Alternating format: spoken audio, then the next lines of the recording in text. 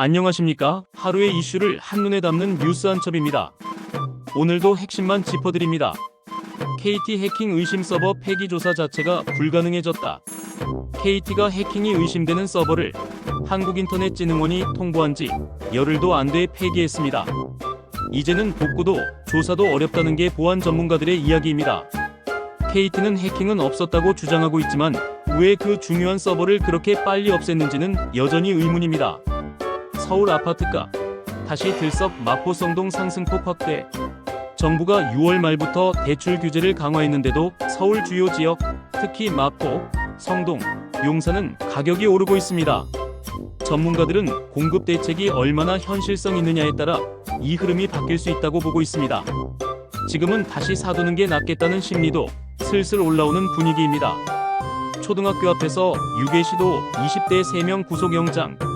서대문구의 한 초등학교 근처에서 20대 남성 3명이 차량으로 접근해 아이를 데려가려다 경찰에 붙잡혔습니다. 귀엽다? 집에 데려다 줄게라고 말하며 접근했다고 합니다.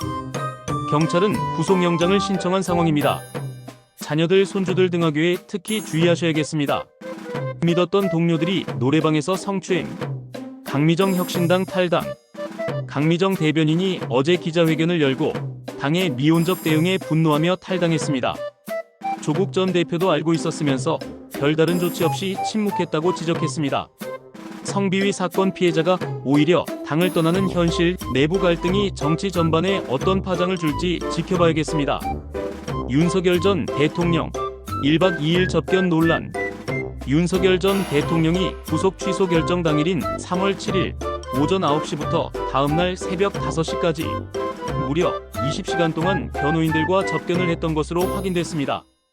이는 일반 수용자의 접견 시간 제한을 훨씬 초과한 특혜성 사례라는 지적입니다. 당시에는 일반 수용자와 분리된 별도 접견실에 머물며 석방을 기다린 정황까지 포착됐고요.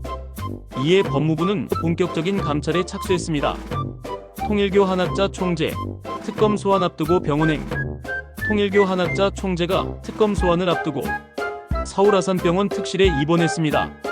심장 시술을 받았다고는 하지만 소환 피하기 위한 입원 아니냐는 시선도 함께 존재합니다.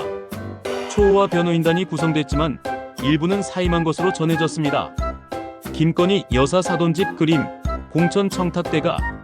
김건희 여사 사돈집에서 발견된 이우환 화백의 그림이 김상민 전 검사로부터 제공됐고 그 배경에 공천 청탁 대가가 있었다는 의혹이 불거졌습니다. 특검은 이 거래의 맥락을 집중 조사 중입니다. 푸틴, 젤렌스키 향해 모스크바로 와라. 러시아 푸틴 대통령이 젤렌스키 우크라이나 대통령을 대행이라고 지칭하며 회담을 원하면 모스크바로 오라고 제안했습니다.